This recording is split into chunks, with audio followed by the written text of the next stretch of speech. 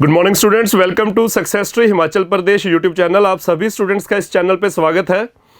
तो जितने बच्चे इस सेशन में बैठे हैं, बच्चे आप चाहे हिमाचल पटवारी के एग्जाम की प्रिपरेशन कर रहे हैं, उसकी अनाउंसमेंट हो चुकी है, जल्दी हम नोटिफिकेशन आउट होता देखेंगे।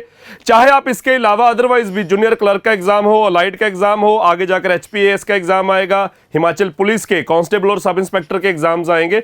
तो किसी भी अगर आप एग्जाम की प्रिपरेशन कर रहे हैं तो उसके सभी सब्जेक्ट्स आपके ओवरऑल सारे जो एग्जाम्स इस साल होने जा रहे हैं, अगले साल होंगे, अब से पहले हुए हैं, सारा ही इन सब्जेक्ट्स का, इन एग्जाम्स का जो सिलेबस है वो सब्जेक्ट वाइज हम सक्सेस ट्री के यूट्यूब चैनल पे आपको फ्री ऑफ कॉस्ट करवाते हैं।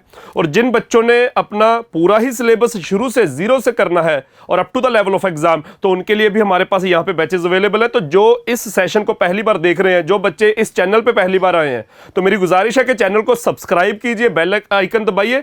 जैसे आपने अपने एग्जाम्स की प्रिपरेशन करनी है तो वो जीरो से स्टार्ट करनी है, तो उस तरह के बैचेस हमारे पास अवेलेबल है। और अगर आपकी प्रिपरेशन बच्चे थोड़ी बहुत ऑलरेडी हो चुकी है या थोड़ी बहुत से ज्यादा ही कुछ ऑलरेडी हो चुकी है, तो आपने up to the date of exam, till the date of exam आपने इन टच रहना है। तो उसके लिए भी हमारे प्रैक्टिस सेशंस जो हैं आप डेली करंट अफेयर्स के साथ साथ देखते जाते हैं। तो आज के सेशन में बच्चे, हमारा आज मैथ्स का सेशन है।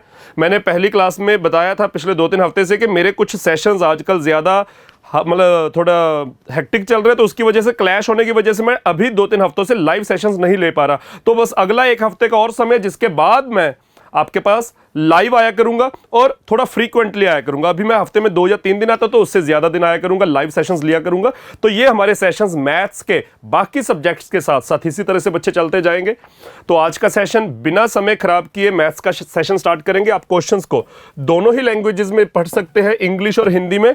एग्जामिनर कह रहा है on selling a book at, किसी किताब को बेचा कैसे, at 9/14 of the marked price. Examiner कह रहे हैं कि किसी किताब का एक हमने मार्क्ड प्राइस सेट किया हुआ था। बच्चे, मार्क्ड प्राइस किस तरह से सेट किया जाता है? मार्क्ड प्राइस सेट किया जाता है उस किताब की जो एक्चुअल कीमत है, कॉस्ट प्राइस सीपी, उसको थोड़ा सा बढ़ाकर, थोड़े से ज्यादा भी बढ़ाया जाता है कई बार, उसको कुछ बढ़ाकर हमारा मार्क्ड प्राइस सेट किया जाता है। यानी कि उसकी एक्चुअल जो कीमत है किताब की वो तो कुछ कम होती है, मार्क्ड प्राइस थोड़ा सा बढ़ाकर सेट किया जाता है। एग्जामिनर कह रहा है कि जितना भी मार्क्ड प्राइस सेट किया, अगर किताब को उस एमपी के 9/14 पे बेचे, then there will be loss of 10%। तो क्या होगा? 10% का लॉस होगा। तो एग्जामिनर बस इतने इंफॉर्मेशन से पूछ रहा है, what will be the ratio. हमने रेशियो निकालनी है किसकी? Of marked price and cost price of the book. तो सबसे पहला दिमाग बच्चे आपने लगाना है कि एग्जामिनर ने जो रेशियो पूछी है वो मार्क्ड प्राइस पहले, कॉस्ट प्राइस बाद में, इसकी पूछी है। तो मार्क्ड प्राइस और कॉस्ट प्राइस की जो बच्चे आपने रेशियो निकालनी है वो ध्यान से देखिए। मैं आपको हमेशा कहता हूं कि जब आपका क्वेश्चन मार्क्ड प्राइस और कॉस्ट प्राइस के बीच आ जाए, आपने एमपी और सीपी के बीच कोई रिलेशन बनाना है, तो हमेशा एमपी और सीपी का रिलेशन सेलिंग प्राइस से ही बनेगा। तो जब भी आपका क्वेश्चन एमपी दिया हुआ है, सीपी निकालना है, या उल्टा है कि सीपी दिया हुआ है, एमपी निकालना है, या फिर दोनों ही नहीं दिए, उनकी रेशियो निकालनी है, तो जब भी बच्चे आपका क्वेश्चन एमपी और सीपी के बीच होगा, तो आपने मेरी बात याद रखना, हमेशा सेलिंग प्राइस निकालना ही निकालना है। तो सेलिंग प्राइस कितना आएगा ध्यान से देखिए बच्चे। पहले सेंटेंस में एग्जामिनर क्या कह रहा है? किताब को कितने में बेचा? किताब को बेचा 9/14 ऑफ द मार्क्ड प्राइस। यानी कि मार्क्ड प्राइस अगर 14 है तो किताब को 9 में बेचा। तो बच्चे 9/14 का मतलब क्या है कि अगर 9/14 ऑफ द मार्क्ड प्राइस है ना, यानी कि अगर मार्क्ड प्राइस 14 है तो किताब को सेल किया गया 9 में। यानी कि मार्क्ड प्राइस और सेलिंग प्राइस क्या आ जाएंगे? 14 अगर मार्क्ड प्राइस है तो किताब को 9 में बेचा। ये बच्चे आपका मार्क्ड प्राइस और सेलिंग प्राइस का रिलेशन आ गया। 9/14 का मतलब 9 में बेचा। अगर 14 मार्क्ड प्राइस है तो 14 मार्क्ड प्राइस, 9 में बेचा। एग्जामिनर कह रहा है ऐसे बेचने पर क्या हुआ? बंदे को 10% का लॉस हो गया। अब जो लॉस या प्रॉफिट होता है वो हमेशा सीपी के ऊपर होता है, और ये हमें जो लॉस दिया हुआ है ये परसेंटेज में दिया है, और परसेंटेज में देने का मतलब हम सीपी को 100 मान लेंगे। परसेंटेज में देने का मतलब हम सीपी को 100 मान लेंगे, तो 10% का लॉस मतलब एसपी आपका 90 रह जाएगा। तो बच्चे अगर सीपी 100 है तो एसपी आपका 90 रह जाएगा। लेकिन जो ऑलरेडी सेलिंग प्राइस आपने मार्क्ड प्राइस के हिसाब से लिखा है वो 9 लिखा है। तो बच्चे जो आपने इस मार्क्ड प्राइस को 9 लिखा है उसको सीपी के साथ 90 बनाना है, तो यहीं पे इसको 90 बना देंगे, तो 140 के ऊपर 90 एसपी हो गया। वैसे तो 14 के ऊपर 9 था, अभी 140 के ऊपर 90 हो गया। और 90 सेलिंग प्राइस जो है सीपी से देखें तो सीपी 100 है। तो बच्चे यहीं से आपका मार्क्ड प्राइस और कॉस्ट प्राइस का रिलेशन आ जाएगा कि मार्क्ड प्राइस 140 है, अगर कॉस्ट प्राइस 100 है। तो एग्जामिनर ने हमसे मार्क्ड प्राइस और कॉस्ट प्राइस की रेशियो पूछी है, तो 140 और 100 की रेशियो बच्चे आ जाएगी। 0 और 0 कटी, 14 और 10 बचा, 14 और 10 2 के टेबल से कटेगा, 7:5 आ जाएगा। इस क्वेश्चन का आंसर बच्चे आपका डी ऑप्शन आ जाएगा, 7:5। मैं उम्मीद करता हूं कि बच्चों को इस तरह के क्वेश्चन समझ आएंगे। बच्चे मैं एक बात पहले बता रहा हूं, ऑल्दो पटवारी का एग्जाम आपका बहुत ज्यादा मुश्किल नहीं आएगा, जूनियर क्लर्क का एग्जाम भी बहुत ज्यादा मुश्किल नहीं आएगा, एचपीएस के एग्जाम में कुछ मुश्किल क्वेश्चंस शायद देखोगे। मैथ्स की हम बात कर रहे हैं। जब हिमाचल में पुलिस का एग्जाम होगा तो कांस्टेबल का एग्जाम ज्यादा मुश्किल नहीं होगा, लेकिन सब इंस्पेक्टर के एग्जाम में आप थोड़े से अच्छे क्वेश्चन देखोगे। हिमाचल का नायब तहसीलदार का एग्जाम होगा, बहुत अच्छे क्वेश्चंस देखोगे। तो इसलिए मैं इन सभी एग्जाम्स को ध्यान में, ऑल्दो ये हमारा जो सेशन चल रहा है ये स्पेसिफिकली तो पटवारी के एग्जाम के लिए चल रहा है, लेकिन जिन बच्चों ने, मैं ये मानता हूं कि जिन बच्चों ने पटवारी का एग्जाम देना, उन्होंने सिर्फ पटवारी का एग्जाम नहीं देना, आगे जाकर और भी एग्जाम्स देने हैं। आप में से हो सकता है कुछ बच्चे अभी ग्रेजुएशन के दूसरे या तीसरे साल में होंगे, तो ग्रेजुएशन होने के बाद जब आप ग्रेजुएट हो जाओगे तो काफी और एग्जाम्स के लिए भी आप एलिजिबल होंगे। तो वो जो सब्जेक्ट्स आपने एग्जाम्स आप आगे जाके आपने पास करने हैं, उनका बेस आज से बने तो अच्छा रहेगा। और दूसरी बात ऐसे है कि अगर मैं कह रहा हूं पटवारी के एग्जाम में ज्यादा मुश्किल क्वेश्चंस नहीं आएंगे, तो उसका मतलब है कि 25 में से 20-22 क्वेश्चंस ज्यादा मुश्किल नहीं होंगे। तो 2-3 क्वेश्चन तो उस एग्जाम में भी थोड़े टिपिकल हो सकते हैं, थोड़े अच्छे लेवल के हो सकते हैं। तो इसलिए हमने सारी अपनी प्रेपरेशन उस लेवल तक की करनी है। यह क्वेश्चन बच्चे आपका प्रॉफिट लॉस का अगला क्वेश्चन भी देखिए क्या है। अगला क्वेश्चन है, एग्जामिनर कह रहा है द रिडक्शन ऑफ ₹12, 12 रुपए की कटौती, 12 रुपए की कमी होने से किसमें, in the selling price of an article, किसी आर्टिकल को बेचा गया था, उसके सेलिंग प्राइस की बात हो रही है, किसी आर्टिकल को बेचा गया था। एग्जामिनर कह रहा है अगर 12 रुपए कम में बेचा जाता तो उसकी वजह से क्या हो जाता। The reduction of ₹12 in the selling price of the article, किसी वस्तु के विक्रय मूल्य में 12 रुपए की कमी से क्या हो जाएगा, विल चेंज 5% गेन इनटू 2.5% का लॉस। एग्जामिनर कह रहा है कि भाई किसी आर्टिकल को जब हमने पहले बेचा, जितने में भी बेचा, उसके बजाय अगर 12 रुपए कम में बेचते तो क्या होता, जो पहले 5% का गेन हुआ था वो अब 2.5% का लॉस बन जाएगा। तो एग्जामिनर पूछ रहा है find the cost price of the article. तो हमने इस क्वेश्चन में कॉस्ट प्राइस निकालना है। तो बच्चे इस क्वेश्चन को मारो गोली। पिछले क्वेश्चन में जब हमने सारी बात की थी तो पिछले क्वेश्चन में हमने कॉस्ट प्राइस को क्या लिया था, कॉस्ट प्राइस हमने लिया था 100%। तो बच्चे जब परसेंटेज में बात होती है तो सीपी हमेशा क्या लिया जाता है, 100%। तो अगले क्वेश्चन में भी क्योंकि हमने कॉस्ट प्राइस फाइंड करना है तो आपने दिमाग लगाना है कि हमने 100% की वैल्यू निकालनी है। तो 100% की वैल्यू क्या होगी देखते हैं बच्चे। ये मैं लाइन ड्रॉ करके आपको ये क्वेश्चन समझा रहा हूं। ये मान लीजिए सीपी है, ये क्या है आपका कॉस्ट प्राइस जो निकालना है, और परसेंटेज में उसे मैं 100% बोल रहा हूं। एग्जामिनर कह रहा है कि भाई पहले उस आदमी को क्या हो रहा था, सीपी को थोड़ा सा इधर कर लो, वैसे कहीं पे भी रख लो, ये आपका सीपी है। हमने सामान को बेचा, ओरिजिनल केस की बात हो रही है, सामान बेचा तो हमें 5% का गेन हो गया। एग्जामिनर कह रहा है सामान जितने में भी बेचा, जब 5% का गेन हुआ, उससे 12 रुपए कम में बेचा होता तो 2.5% का लॉस हो जाता। यानी कि पहला सेलिंग प्राइस क्या है, 5% के गेन से, पहला सेलिंग प्राइस क्या है, 5% गेन का है। यानी कि 100 से, सीपी को मैं 100% बोल रहा हूं तो 100 से 5 आगे है।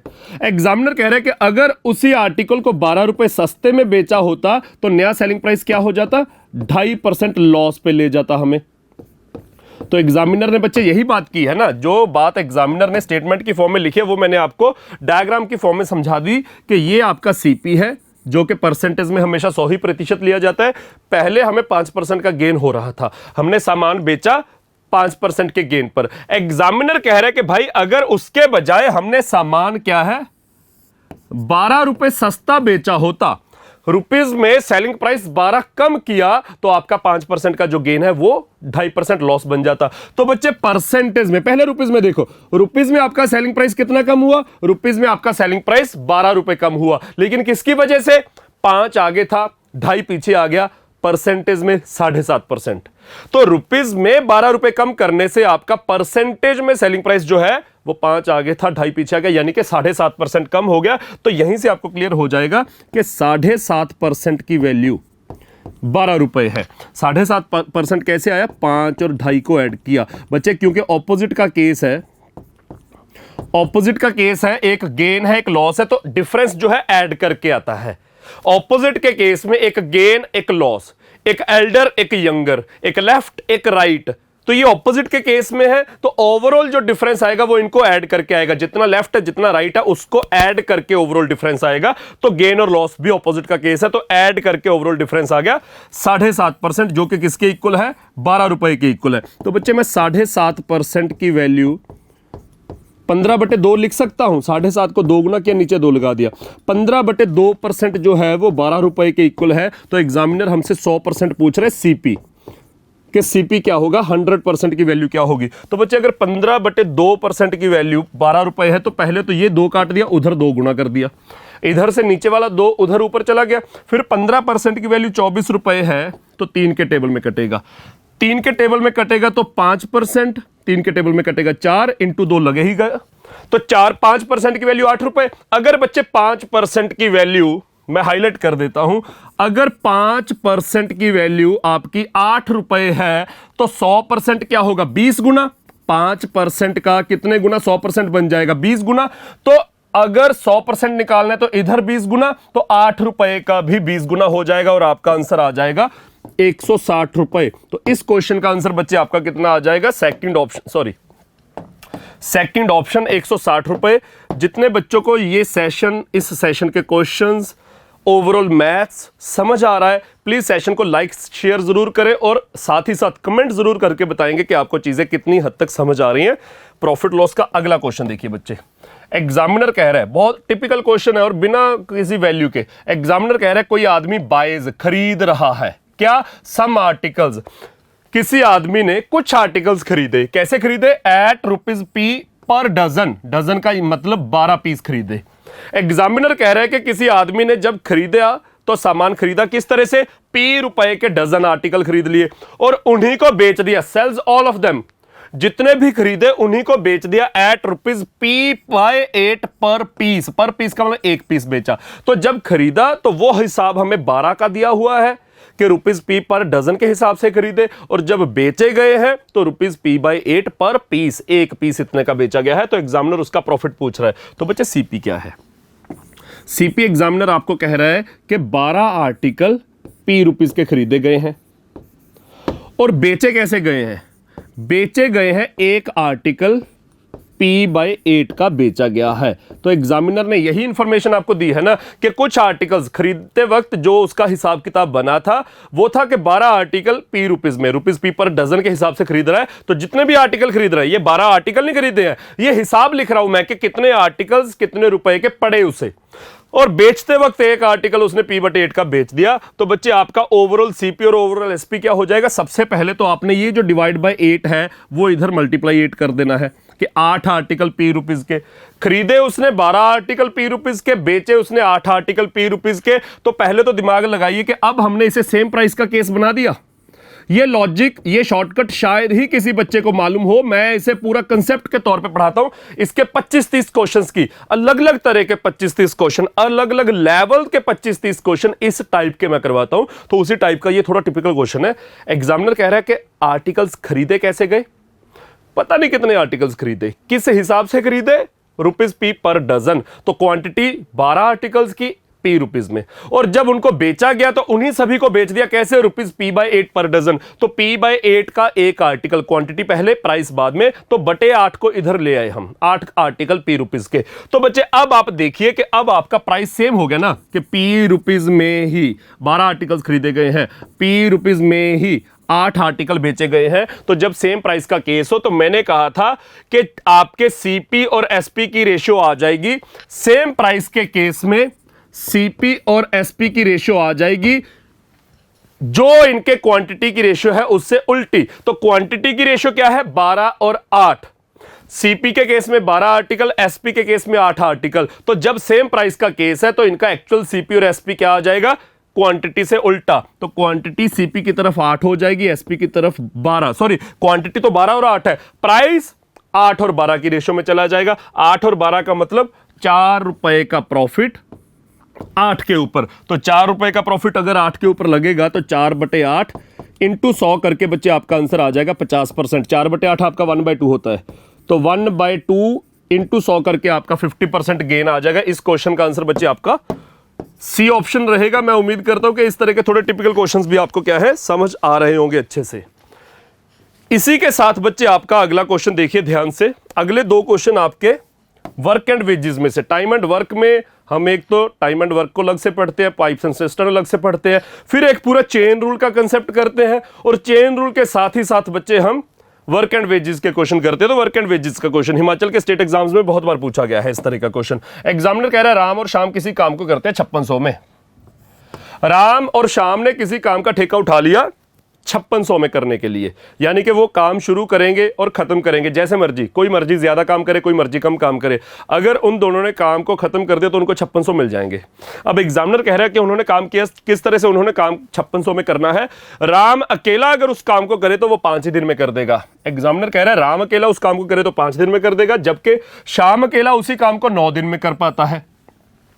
अगर अकेले अकेले देखें तो राम अकेला उसी काम को, जो भी काम है जिसका 5600 उनको मिलेगा, अगर राम अकेला करे तो 5 दिन में कर देगा, अगर श्याम अकेला उस काम को करे तो 9 दिन में कर देगा। लेकिन एग्जामिनर कह रहा है इफ दे वर्क टुगेदर, उन्होंने एक साथ काम किया, अकेले अकेले नहीं काम किया, उन्होंने एक साथ काम किया।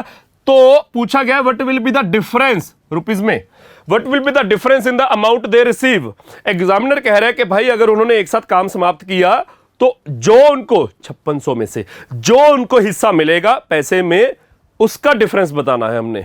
तो पहला कंफ्यूजन मैं आपका बच्चे दूर कर दूं कि अगर दो लोग किसी काम को 5600 में कर रहे हैं तो काम को करने के बाद उन दोनों को 5600 मिल गया तो वो इक्वली डिवाइड होगा, ये जरूरी नहीं है। आप में से किसी बच्चे ने ऐसे नहीं सोचना कि सर दो लोगों ने 5600 में काम किया है तो 2800 मिल गए, तो ऐसा नहीं है कि उनको इक्वली मिलेगा। इक्वली मिल सकता था लेकिन अभी जरूरी नहीं है, और इस क्वेश्चन में तो इक्वली मिल भी नहीं रहा, तभी डिफरेंस पूछा गया है कि उनको जो हिस्सा मिलेगा आउट ऑफ 5600 उनका डिफरेंस क्या होगा। तो बच्चे हमेशा याद रखना है कि पूरा काम उन्होंने 5600 रुपए में खत्म कर दिया, उनको 5600 मिल गए, तो उसमें से आउट ऑफ दैट 5600 अमाउंट, उसमें से राम को कितना मिलेगा, श्याम को कितना मिलेगा, किसे ज्यादा मिलेगा, किसे कम मिलेगा, यह हमेशा डिसाइड होता है कि उस पूरे काम में से काम का कितना हिस्सा राम ने किया और काम का कितना हिस्सा श्याम ने किया। तो यह क्वेश्चन थोड़ा इजी रहेगा। कैसे इजी रहेगा यह मैं समझाता हूं। पहले आप लिखिए कि राम अकेला अगर उस काम को करे तो 5 दिन में खत्म कर देता है, और एग्जामिनर कह रहा है कि राम के बजाय श्याम अगर अकेला उस काम को करे तो 9 ही दिन में खत्म कर देगा। तो बच्चे टोटल काम कितना लेना है आपने, टोटल काम ले लेना है आपने 5 और 9 का एलसीएम। अब 5 और 9 का एलसीएम क्या हो जाएगा 45। तो मान लीजिए 45 काम है, 45 टॉफीज हैं। राम अकेला 5 दिन में 45 टॉफीज खा रहा है तो डेली 9 खाएगा। श्याम अकेला 9 दिन में 45 टॉफीज खा रहा है तो वो डेली 5 खाएगा। तो बच्चे हमारे आगे क्या आ गया, राम और श्याम की एफिशिएंसी की रेशियो आ गई। तो आपने जब भी कोई 2 लोग हों या 3 लोग हों, उनको काम करने के बदले में कुछ पैसा मिल रहा है, तो वो पैसा उनके बीच बटेगा किस तरह से, अगर ये रेशियो, अगर ये निकालना है तो आपको उन्होंने काम किस एफिशिएंसी के साथ किया ये जरूर निकालना है। तो आपने बच्चे उनकी एफिशिएंसी निकाल ली, और इसके बाद हमेशा याद रखना कि अगर वो एक साथ काम कर रहे हैं, उन्होंने एक साथ शुरू किया और एक ही साथ काम को खत्म किया, तो बच्चे हमेशा जो आपका पैसा बटेगा वो बटेगा उनकी एफिशिएंसी की रेशियो में। वैसे पैसा हमेशा बढ़ता कैसे है, पैसा वैसे हमेशा इस तरह से बढ़ता है कि आउट ऑफ 45 टोटल 45 वर्क मान रहे हैं हम, 45 टॉफीज मान रहे हैं, उसमें से कितनी टॉफीज राम ने खाई हैं, उसमें से कितनी श्याम ने खाई हैं, पैसा हमेशा उस रेशो में बढ़ता है। लेकिन क्योंकि हमें मालूम है कि उन्होंने एक साथ काम शुरू किया और एक ही साथ जाकर काम को खत्म कर देंगे, तो इसलिए जो उनकी डेली की एफिशिएंसी है ओवरऑल वर्क उसी रेशो में डिवाइड होगा। तो अल्टीमेटली आपका पैसा किस रेशो में डिवाइड होगा, जो उनकी डेली की एफिशिएंसी है। तो याद रखना, जब एक साथ काम करते हैं तो पैसा उसी रेशो में बंटता है जिस रेशो में उनकी एफिशिएंसी होती है। तो एफिशिएंसी उनकी 9:5 में है, तो इट मींस पैसा भी 9 और 5 की रेशो में बंटेगा। हमें टोटल पैसा दिया हुआ है, तो रेशो में टोटल 9 और 5 का 14 बन जाएगा। रेशो में टोटल 14, जिसकी वैल्यू क्या है 5600। अब बच्चे 14 की वैल्यू 5600 है और हमने निकालना उनका डिफरेंस, जो कि रेशो में बनेगा 4। तो हमने अब 4 की वैल्यू निकालनी है। तो बच्चे अगर 14 की वैल्यू 5600 है तो हम कह सकते हैं 1 की वैल्यू 400 है। 14 की वैल्यू 5600, तो 14 का 4 गुना 56 होता है, तो 1 की वैल्यू 400। अब 1 की वैल्यू अगर 400 है तो टोटल 4 की वैल्यू जो हमने निकालनी है वो कितनी हो जाएगी, वो आपकी हो जाएगी 400 गुना करके 1600 रुपए। तो इस क्वेश्चन का आंसर बच्चे आपका 1600 रुपए आ जाएगा, डी ऑप्शन। मैं उम्मीद करता हूं कि ये वर्क एंड वेजेस वाले, काम किया, काम के करने के बदले उनको पैसे मिले, तो पैसे कैसे बंटेंगे, किसको ज्यादा किसको कम मिलेंगे, ये हमेशा याद रखना कि पैसे एक्चुअल में तो टोटल वर्क में से कितनी टॉफीज राम ने खाई, कितनी शाम ने खाई, उस रेशो में बंटना था। लेकिन क्योंकि ये क्वेश्चन किस टाइप का है कि वो एक साथ काम शुरू कर रहे हैं और एक ही साथ खत्म करेंगे, तो अगर डेली वो टॉफीज 9 और 5, एक्चुअल में 9 और 5 है तो रेशो 9:5 बन गई।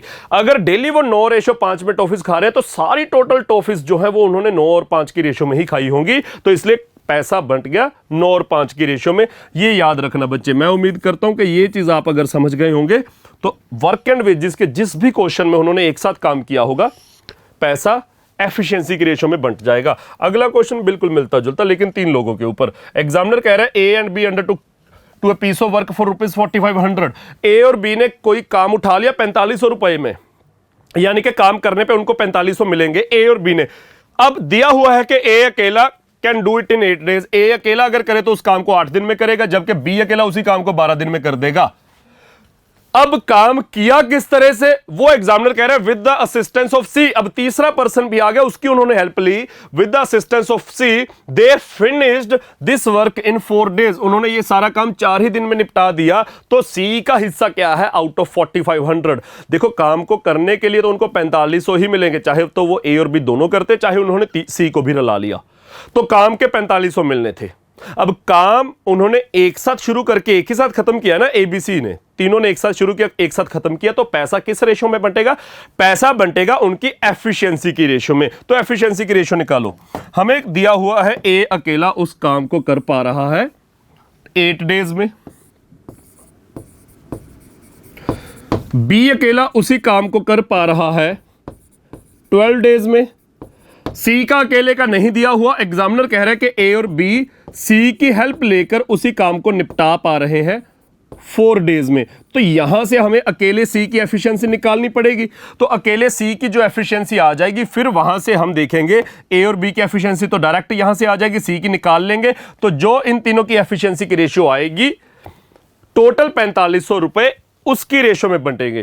4500 रुपए या जितना भी अमाउंट होगा वो उनकी एफिशिएंसी की रेशो में ही क्यों बंट जाएगा? क्योंकि पैसा एक्चुअल में बंटना होता है कि टोटल काम में से कितना ए ने, कितना बी ने, कितना सी ने किया। लेकिन क्योंकि इस क्वेश्चन में एक साथ शुरू करके एक ही साथ खत्म कर रहे हैं, तो जो उनके डेली के काम की एफिशिएंसी होगा, डेली के काम की रेशो होगी, वही पूरे काम की रेशो होगी। तो इसलिए एफिशिएंसी में ही बात खत्म हो जाएगी। तो बच्चे टोटल वर्क कितना है? 8, 12 और 4 का एलसीएम यानी कि 24 टॉफीज है। अब इन 24 टॉफीज को खा कौन रहा है? ए अकेला खाए तो 8 दिन में खा लेगा यानी कि डेली 3, बी अकेला खाए तो 12 दिन में 24 खाएगा डेली 2। अब ए बी सी तीनों मिलकर खा रहे हैं तो 4 दिन में ही 24 टॉफीज खा रहे हैं यानी कि डेली 6 खाएंगे। तो डेली 6 खा रहे हैं, हमने सी की टॉफीज निकाल ली है, सी की एफिशिएंसी निकालनी है कि वो डेली कितनी खाएगा। तो सी की एफिशिएंसी निकालने के लिए हमें यहां पर जाना पड़ेगा। ए बी और सी तीनों मिलकर डेली 6 टॉफीज खा रहे हैं। तो ए बी सी जो तीनों मिलकर डेली 6 टॉफीज खा रहे हैं, इन 6 में से 3 टॉफीज तो ए की है, 2 टॉफीज बी की है, तो सी की कितनी होगी कि 6 बन जाए? 3 और 2 5 टॉफीज तो ए और बी की है, तो सी की कितनी होगी कि 6 बन जाए? सी की होगी 1 टॉफी। तो बच्चे इनकी डेली की एफिशिएंसी कितनी आ गई? ए डेली 3 टॉफीज खा रहा है, बी डेली 2 टॉफीज खा रहा है और सी डेली 1 टॉफी खा रहा है। तो क्योंकि इन्होंने एक साथ काम शुरू किया और एक ही साथ खत्म किया, तो इसलिए जो इनका डेली का काम है, जिस रेशो में इनका डेली का काम है, उसी रेशो में इनका ओवरऑल काम होगा, तो पैसा उसी रेशो में बंट जाएगा। तो ए बी और सी की एफिशिएंसी की रेशो क्या है? 3:1, तो पैसा भी क्या बंट जाएगा? 3:2:1 में। तो हमें क्या दिया हुआ है, हमें टोटल दिया हुआ है 4500। तो रेशियो में टोटल कितना बन गया बच्चे, 6 यूनिट, 3 + 2 + 1, और 6 की वैल्यू 4500। हमने क्या निकालना है, 1 की वैल्यू क्या होगी। तो बच्चे अगर 6 की वैल्यू 4500 है तो 6 से डिवाइड करेंगे, 1 की वैल्यू क्या आ जाएगी, 750। तो इस क्वेश्चन का आंसर आपका कितना आ जाएगा, 1 की वैल्यू 750, ऑप्शन नंबर सी। तो मैं उम्मीद करता हूं इस क्वेश्चन में आपने बच्चे सिर्फ सी का शेयर निकालना था, तो मैं उम्मीद करता हूं कि आपको इस तरह से इस क्वेश्चन की या इस तरह के सारे क्वेश्चंस की एक आइडिया लग गया होगा। एक तरह से आप प्रैक्टिस कर पाओगे, इन क्वेश्चंस की प्रैक्टिस पॉसिबल होगी आपके लिए कि अगर एक साथ शुरू करके एक ही साथ खत्म करने हैं तो जो उनकी डेली के काम की रेशियो है, एफिशिएंसी की रेशियो है, ओवरऑल काम भी उन्होंने 24 की 24 टॉफिस उसी रेशियो में खाई होगी, तो आपका पैसा उसी रेशियो में बंटेगा। अगर कोई बीच में छोड़कर चला जाए, अगर कोई बीच में आकर ज्वाइन करे, तब आपका टोटल वर्क उस रेशो में नहीं होगा जिस रेशो में इनकी एफिशिएंसी है। तो वहां पे फिर हमें 24 टॉफिस को तोड़ना पड़ेगा कि 24 में से कितनी ए ने खाई, कितनी बी ने खाई, कितनी सी ने खाई, तो जाकर उस रेशो में हमने पैसा बांटना होता है। लेकिन यहां तो एक साथ शुरू किया, एक ही साथ खत्म किया, तो उस रेशो में पैसा बंट जाएगा जो इनका डेली के काम का रेशो बनेगा, यानी कि इनकी जो एफिशिएंसी की रेशो बनेगी। तो मैं उम्मीद करता हूं कि ये क्वेश्चंस बच्चे आपको समझ आए होंगे। इसके बाद अगले सेशन में हम मिलेंगे। ये आपके सेशंस अभी मैं हफ्ते में 2-3 लगा रहा हूं, इनको थोड़ा बढ़ा दूंगा। अभी बस एक और हफ्ते का मुझे समय चाहिए, फिर इसके बाद मैं आपके थोड़े लाइव सेशंस भी लेने स्टार्ट करूंगा, थोड़े लंबे सेशंस भी, कुछ मैराथन्स भी प्लान करेंगे। तो जैसे इलेक्शंस खत्म हो रहे हैं तो उम्मीद करते हैं कि पहले जूनियर क्लर्क के एग्जाम की डेट आएगी, पटवारी का फॉर्म भरा जाएगा, उसके एग्जाम की डेट आएगी, फिर अलाइड का एग्जाम, फिर पंजाब हिमाचल पुलिस के एग्जाम्स, और जो आपके एग्जाम्स होंगे नायब तहसीलदार का एग्जाम, इस तरह के एग्जाम्स है जो उम्मीद करते हैं हम कि 2024 में देखेंगे, 2025 में बाद की बात है। तो 24 के एग्जाम्स की प्रिपरेशन के लिए अगर आप बच्चे इस चैनल पे पहली बार आए हैं तो इस चैनल को सब्सक्राइब जरूर कीजिए। डेली क्लासेस लगेंगी, डेली करंट अफेयर आपको हर रोज सुबह 10 बजे देखने को मिलेगा। एग्जाम के लिए बहुत ज्यादा ये चीजें हेल्पफुल रहेंगी। हमारी पूरी टीम उस फॉर्म में, उस मतलब फॉर्मेशन में आपको प्रैक्टिस करवाएगी जिस फॉर्मेशन के क्वेश्चंस आपको अगले समय में एग्जाम्स में देखने को मिलेंगे। तो अगले सेशन में मिलेंगे बच्चे। Thank you.